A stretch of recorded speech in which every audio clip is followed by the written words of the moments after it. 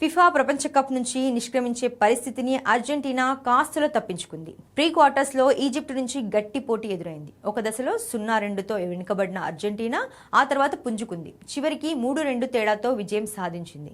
అయితే Egypt player జికో 59వ నిమిషంలో goal కొట్టినప్పటికీ దానిని ఫౌల్ గా ప్రకటించడం తీవ్ర దుమారం రేపింది. మ్యాచ్ ముగిసిన తర్వాత ఈజిప్ట్ కోచ్ హొస్సమ్ సంచలన ఆరోపణలు చేశాడు. మెస్సీని ప్రపంచ కప్ లో ఆడించేందుకే నిర్వాహకులు పక్షపాత ధోరణితో వ్యవహరించారని విమర్శించాడు. అర్జెంటీనాతో పోరులో మేం మెరుగ్గా ఆడాం, ఫలితం మాత్రం మాకు అనుకూలంగా రాలేదు. మా ఓటమికి కారణం మైదానంలో ఆట కంటే బాహ్య అంశాలే ప్రభావితం చేశాయి. బహుశా ఫిఫా ప్రపంచ కప్ నిర్వాహకులు అర్జెంటీనాను ఇంకా ఉంచాలని భావించినట్లు ఉన్నారు. మెస్సీని చివరి వరకు ఆడించాలనేది వారి తలంపుగా ఉంది. అందుకోసం అర్జెంటీనాకు అనుకూలంగా రిగ్గింగ్ జరిగింది.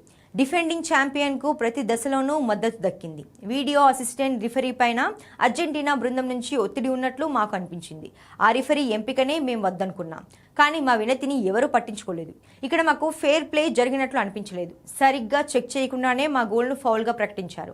మా ప్లేయర్ను అర్జెంటీనాకు చెందిన మాకు వెనక్కి లాగినట్లు అందరం చూసాం. కానీ VARలో మాత్రం చెక్ చేయలేదు. ఇక్కడంతా అసంబద్ధంగానే నిర్ణయాలున్నాయి. మాకు అదృష్టం కలిసి రాలేదని చెప్పగలను. అంతకంటే ముందు అన్యాయం జరిగిందనేది కాదనలేని వాస్తవం. మేం మోసపోయామని హొస్సమ్ వ్యాఖ్యానించాడు. ఈజిప్ట్ ఆటగాడు మోస్తఫా జికో కూడా ప్రపంచ కప్ నిర్వాహకులపై తీవ్ర విమర్శలు చేశాడు. అర్జెంటీనాకు శుభాకాంక్షలు చెబుతూనే ఫిక్సింగ్ ఆరోపణలు చేయడం గమనార్హం.